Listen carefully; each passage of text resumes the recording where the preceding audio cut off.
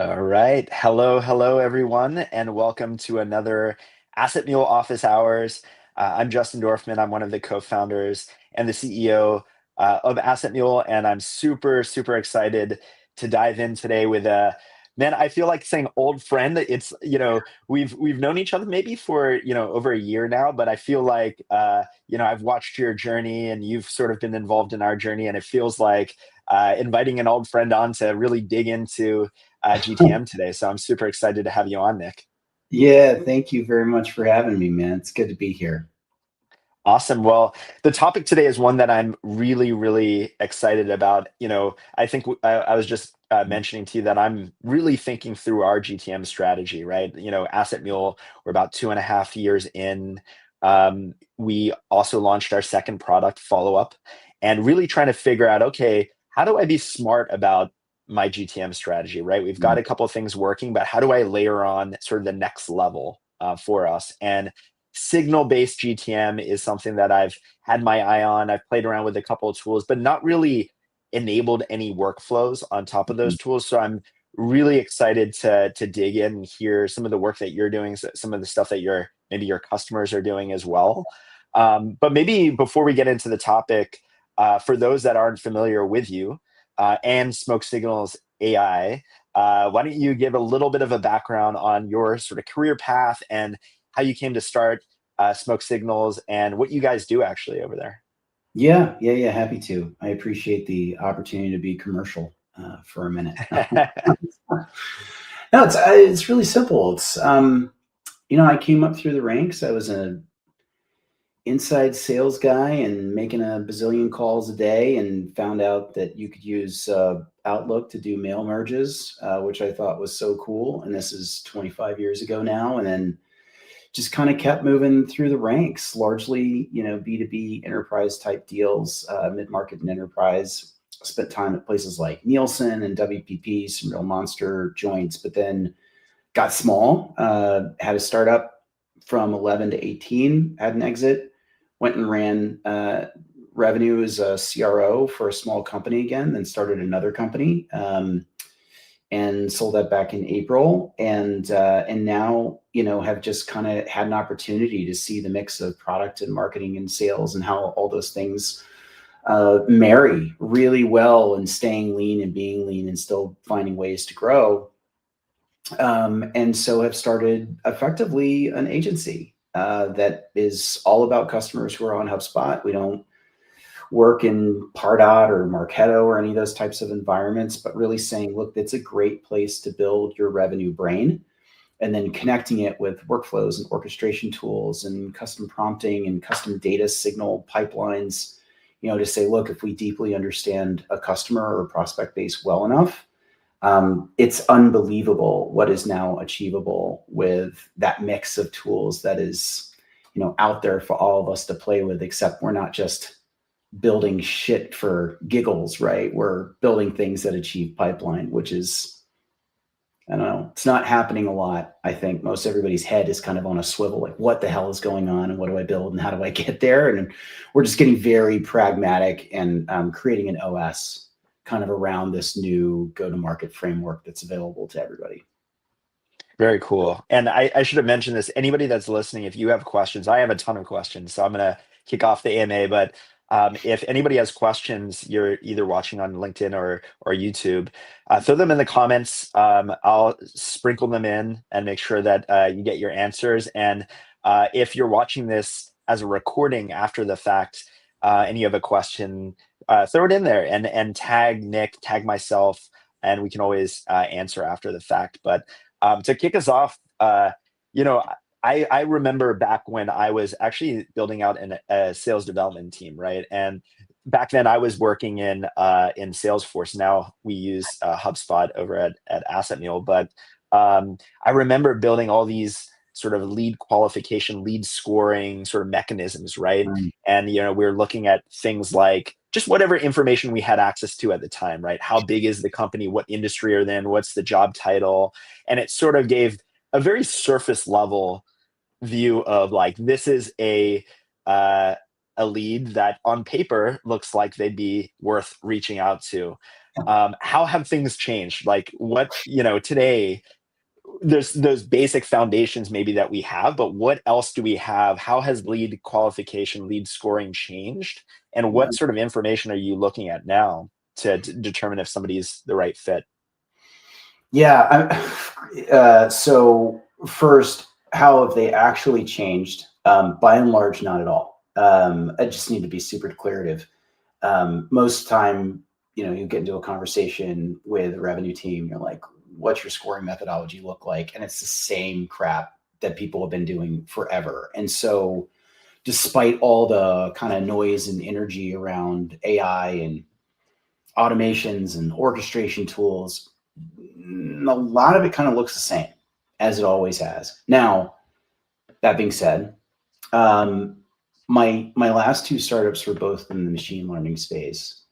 And so I, for some time now, prior to the advent of AI being like widely available and accessible, have consistently in organizations that I've been a part of or been working with that have a decent data and history with their customers, running regression analyses, right? And really kind of thinking about, um, what are the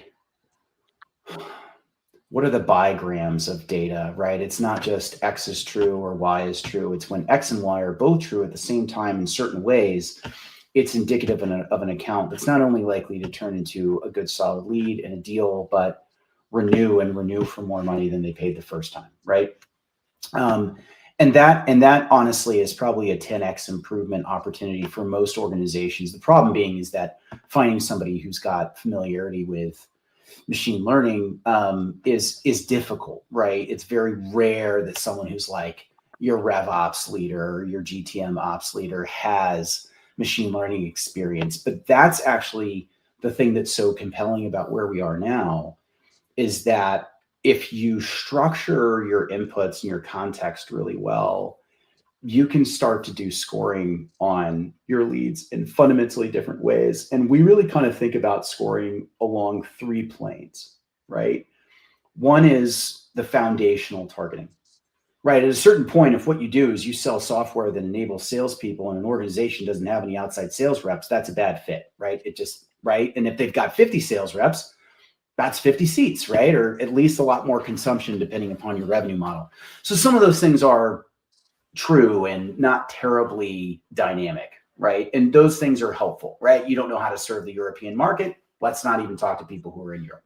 So some of these things are the standards. But it is wild to me how often organizations don't actually have that written down and terribly clear. So that's kind of the targeting methodology. The next piece is we talk about a plane of trust. Some people call this content or community or brand or whatever you want to call it.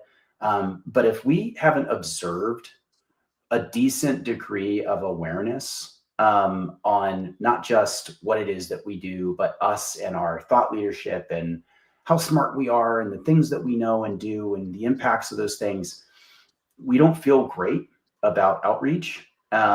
That kind of engagement, so trust is not always observable, but most organizations, their markets are so large that if all they did was tune to trust, they would vastly improve all of their mechanics in their go-to-market organization, right? They can get down to the 20% of their market that you could understand has some awareness and trust in what it is that you are.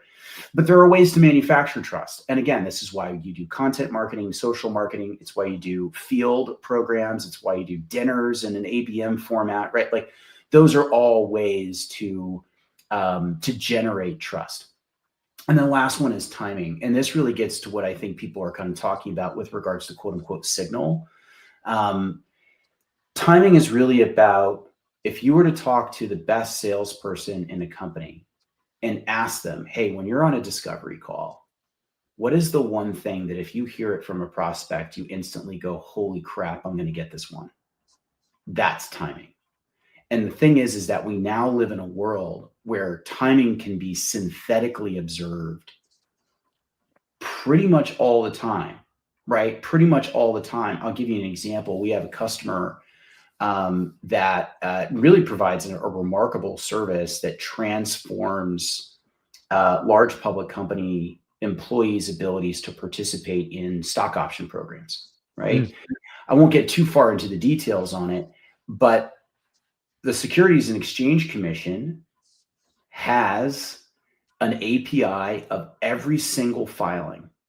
And you can call that API and you can mine every investor call. You can look at every employee stock purchase program filing when the programs change and their structures and mechanics. You can get all this.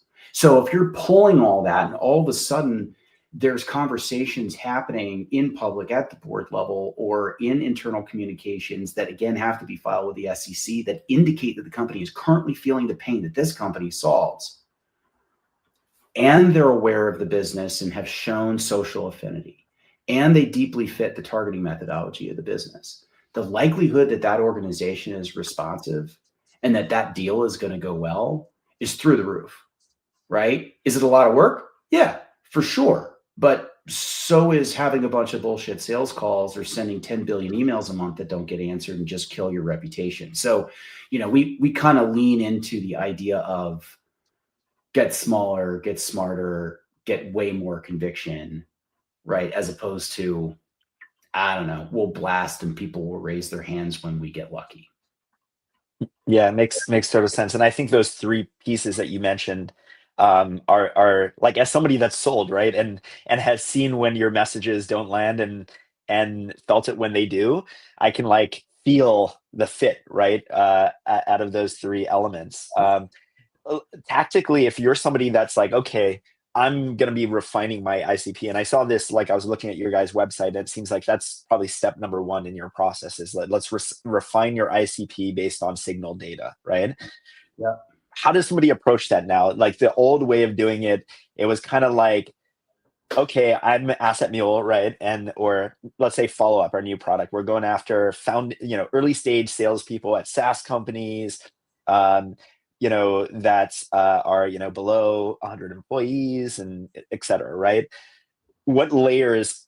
That sounds like maybe element number one, the foundational stuff, right? But like, how do you start pulling the layers that go on top of that? The timing and the trust. Like, how do you measure trust? Like, I'm curious, like, what does that process look like of refining the ICP?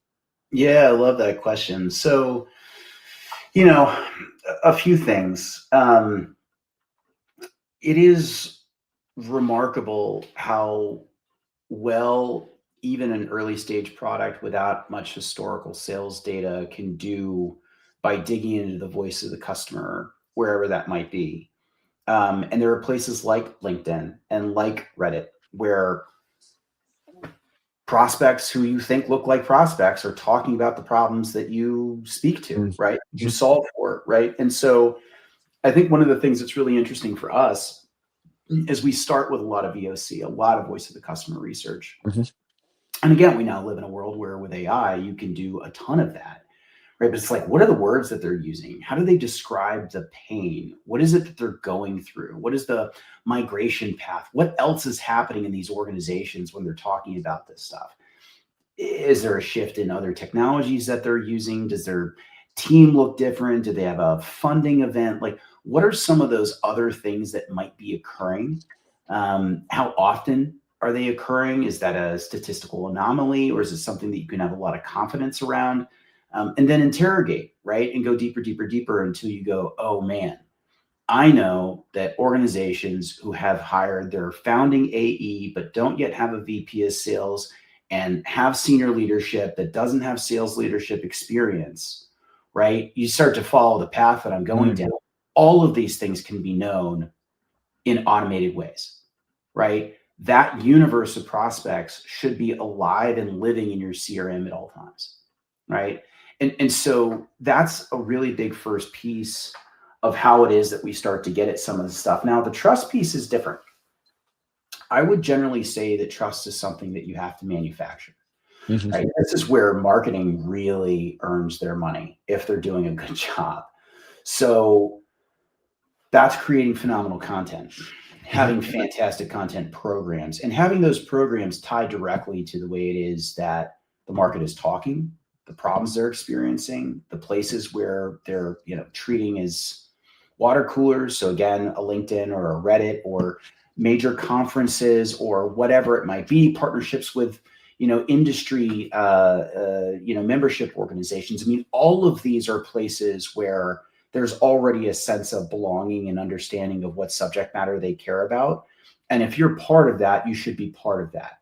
Right. And then what happens is, again, if you put the right tooling in place, you can see, oh boy, Jenny, who is an ICP of ours, just engaged with my LinkedIn post about blah, blah, blah, blah, that was absolutely written in part because of something she said on LinkedIn 45 days ago, right? Of course she engaged. No shock. The content was designed to cause that engagement to happen. But then I observe the engagement happening. I can write that back to the CRM. I can write that to a workflow that ensures that we get connected on LinkedIn, which increases the likelihood of her seeing my content, and on and on and on, right? And so I continue to build that social awareness and affinity, but track it, right? And there's a lot of tooling out there that allows you to do some of that tracking. I use Trigify a lot. You could use any number of tools in order to do that kind of stuff. But you got to write it back to the CRM, and the CRM has to then do something about it. And that's a lot of what I think really gets missed is marketing might go, hey, we're getting signal. Maybe they're getting social signal a little bit, but rarely is that turning into sales enablement plays, right? And that's one of the things that I think is so important about the timing trigger is that if hey, it's early stage, but when they hire their first founding AE and they've just gotten their seed raise, right? Perfect inflection point for what you guys do. I can watch for that. And hopefully after their pre-seed, I had put them into our addressable market map and I started targeting them with content, and they've shown that they were engaged, and then boom, they just hired that first AE. And I can go and I can ping the head of the company and go, congrats, I want to de-risk this founding AE's success rate, right? You just hired them. I know you've got investors and a board now. They are asking you to do things. And if you just raised a seed, you're trying to raise an A. And the only way you're going to get there is by 3Xing this year. Mm-hmm. De-risk that unlikelihood, right? So it's like, this is where I think it's also really important to think about where we are in terms of modern go-to-market. There's so much enthusiasm around like LLM generated outbound nonsense. Yeah. If you know exactly who you're supposed to be talking to and the moment at which you were supposed to be talking to them, we're back to marketing doing a great job on copy. Yeah. We are not asking a robot to spin up some bullshit email copy, right? And I think that that's one of the things that's just so fascinating to me is that the more thoughtful you are earlier in go-to-market, it actually becomes easier to be successful down funnel. Right. Yeah. Which is why I'm so obsessed with the quality of signal. Like signal has to be alpha. It can't be what everybody else is tracking and like, yeah, I guess they've got this happened or revenue jumped or whatever. It's like, no. What is that moment in time when everybody's like, oh God, and you're the answer to the oh God statement, right? That's the moment that you have to be tracking. And then your response rates are going to be fantastic. Yeah, I think it makes so much sense that, I think, again, a lot of people are sort of doing this spray and pray model, and it feels uncomfortable, right? To sort of narrow in and really try and and it's hard too, right? I mean, I think it's easier now, but it's hard to know what to put together, all the systems to be able to get those signals and what plays to run. So maybe that's I want to unpack a little bit more. You asked uh or sorry, you mentioned Trigify as a tool, right? So what is that? What are some of your favorite tools that fit in that stack, right? So for the signals, Trigify, any others that stick out?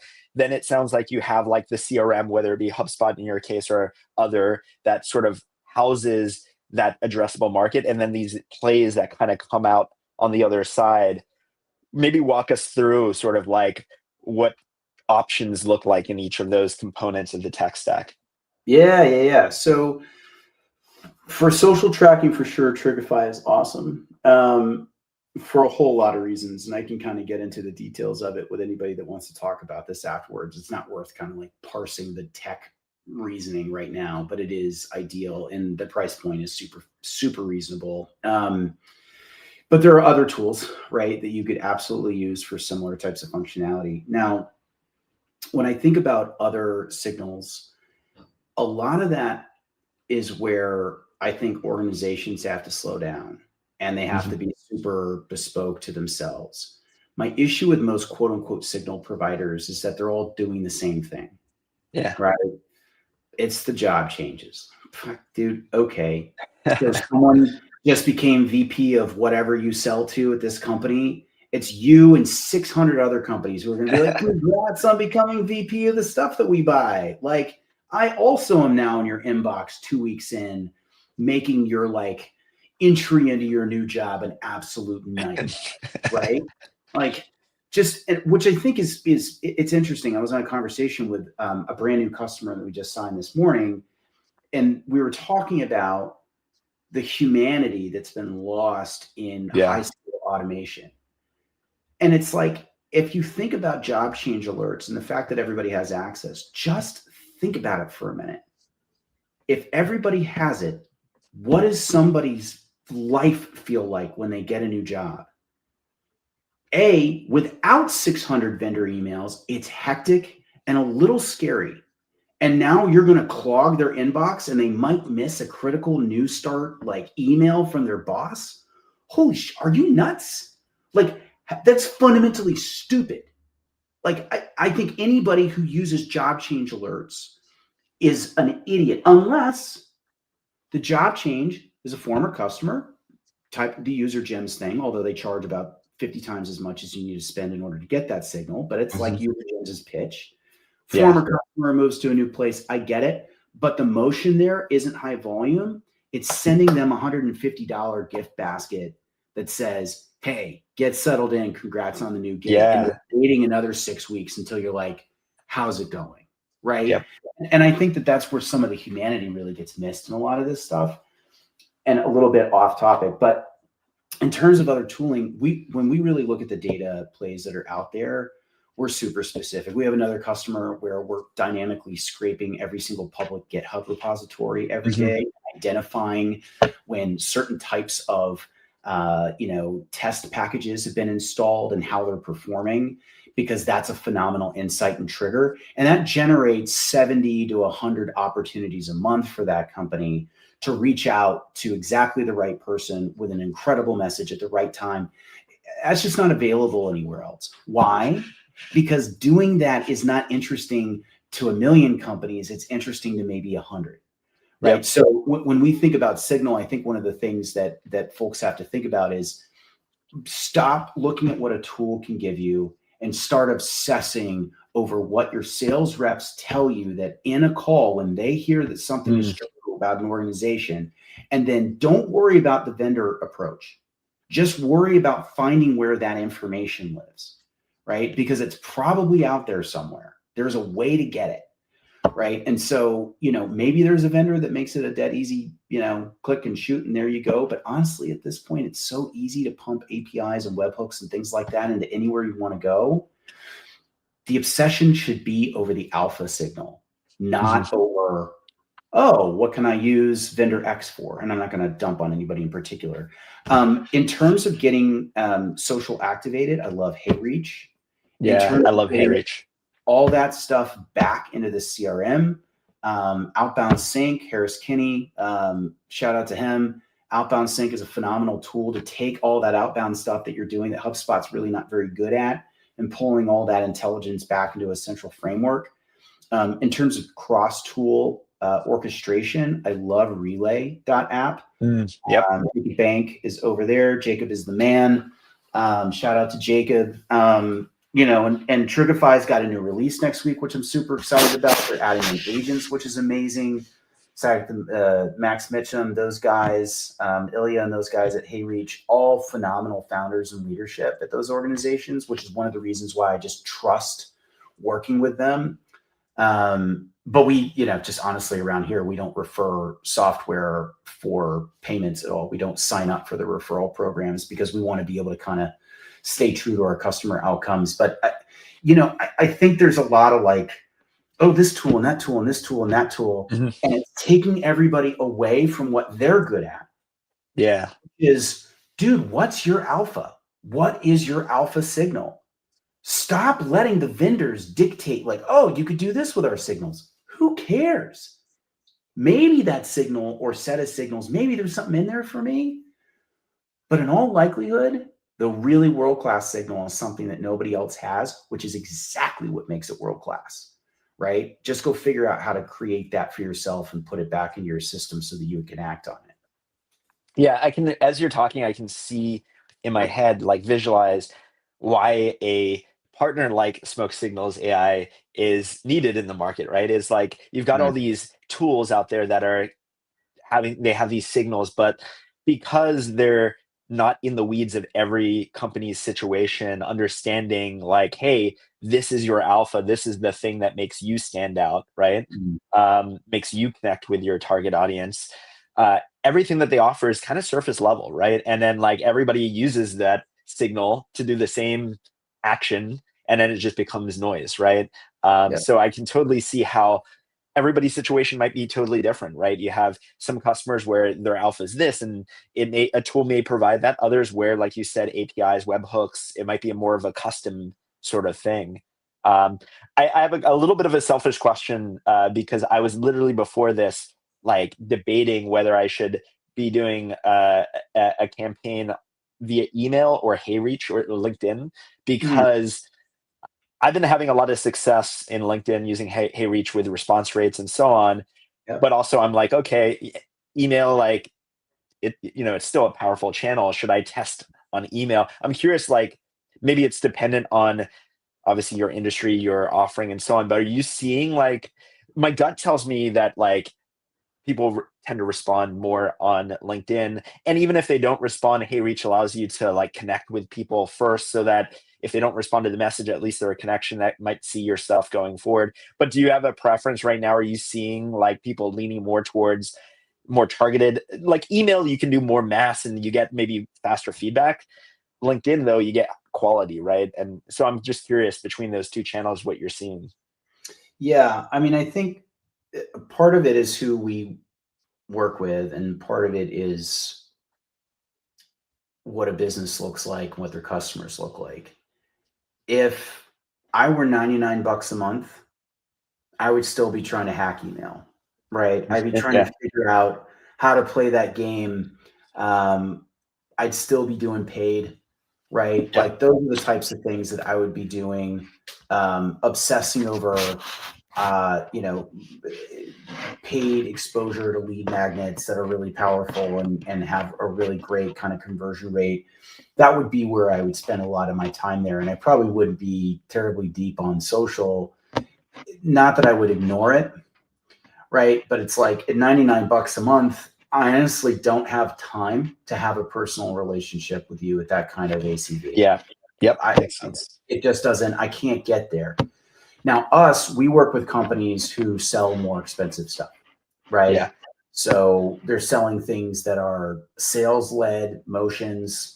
We don't work with orgs really that are like PLG necessarily. It could be product enabled sales to some degree, but it's like, it's got to be expensive, right? For us to be a good fit for a company that we work with. So in that way, LinkedIn is fantastic, right? Because you're talking about senior decision makers. If I can generate 200 new senior decision maker relationships on LinkedIn in a month, 2,500 in a year, I am crushing the social game, right? And it's going to Yeah. have a material impact on my pipeline. But that doesn't mean that email isn't still super valuable. And to Yeah. me, I think the goal with social is to get yourself into an email thread, Yeah. right? Yeah. Yeah. So, if you kind of think about how do I get somebody there, it's like, hey, I've got some cool stuff that I'd like to send your way. This DM window is small and annoying. Can I get that over to your email address? which of course you already know because they accepted your connection request and you instantly added them to your CRM and enriched them and you know their email. You don't even need to ask them, right? So, but it's like, it's the, have I earned it, right? And one of the things that we like to do is we take social content that has been atomized, right? It is, bits and pieces of something that's longer form that lives on the website, right? And we go, oh, the post that Justin just engaged with is actually related to this long form piece of content. So the automated message is, hey, Justin, saw that you engaged with my post about giraffes. We actually wrote this like awesome long form piece about giraffes. I'm going to shoot it your way over email. I hope you find it compelling, right? Now, all of a sudden, I'm doing an email, I'm generating a web visit, a deeper read, more insight into our product, et cetera, right? Like, just think all the way through the motion, right? And I think that's one of the other things that especially smaller organizations are struggling with is taking enough time to see the commingling, right, of tools and channels and strategies and all that. It's like, it's a lot of one-offy stuff. And there's just not enough of like an operating system for go-to-market that's getting deployed, which is why it all feels frenetic and disconnected, because it kind of is, Yep. Makes sense. I know we're at time here, and I'm sure you got a lot of work to do over there. I was going to ask you on your like favorite plays that you're seeing out there, but I do know maybe for a follow up for folks that are listening to this, you have your own sort of webinar that you run on. I think you're running one tomorrow, in fact, where you do show some of these really cool plays. You had a great one last week. Tomorrow, I think the one is on enabling partners or partnership. Maybe just to close out here, obviously, if folks wants to connect with you, it sounds like LinkedIn is where you're active, but maybe talk a little bit about where they can go to learn more about some of these plays, signal-based GTM, and maybe talk about what's coming tomorrow and that webinar series that you have going, because I think that's a really good next step for folks that are interested in here. Yeah. I appreciate that. So I share everything on LinkedIn, everything. So it's a great, connect or follow, whatever is easier, more comfortable for you. But you'll catch everything that we're kind of working on over there.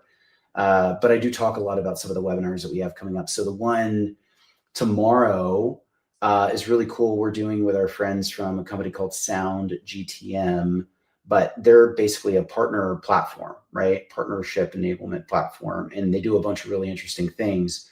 But one of their features is saying, okay, well, I know Asset Mules ICP and I know Smoke Signals ICP, and I can identify that these are Asset Mules current customers that fit Smoke Signals ICP. I'm going to push that list over to your HubSpot account and be like, hey, there's now an attribute, a property filled in on this that says, hey, that's one of Justin's customers. And then we've got a playbook that we built out that says, all right, we're now going to wait for social signal. And when we see Justin's customer engage with our content, it's not going to be me reaching out. We automate an email to Justin that says, hey, Justin, your customer so-and-so just engaged with some of my social content. They fit our ideal customer, our shared customer profile. I'd love it if you would send the following email to them to broker an intro. Right? Yeah. And these are the ways in which you can actually kind of orchestrate trust at some degree of scale. Now, how often does that happen? Well, if the partner's large enough, 5 times a week, maybe. Yeah. But those 5 are going to be 5 really good leads, right? And that's kind of the jam. It's like, it isn't that one playbook is going to change your life, but it is going to have a durable incremental impact on your pipeline. And our whole jam is like, can you deploy 20 playbooks like that? Yep. Because if you have 20, now we're talking about 100 ops a week, 400 a month, 5,000 a year. You are choking on money, right? It's the greatest thing that's ever happened. So, it's like how all these things kind of stack up. But yeah, we're trying to do these as often as possible. And that one tomorrow is is great. And if anybody wants the invite to that, just let me know. I'll shoot you the link. It's free, obviously, to attend. Yeah, I'll put in the link on this on LinkedIn as well. But I'm Cool. super excited to tune into that. I'm super excited to continue watching what you guys are doing out there.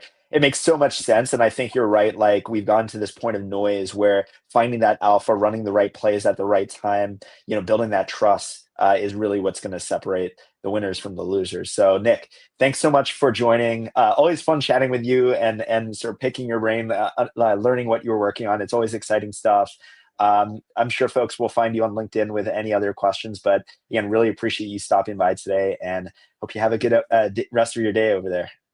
Thanks, everybody. Thanks for having me on, Justin. Absolutely.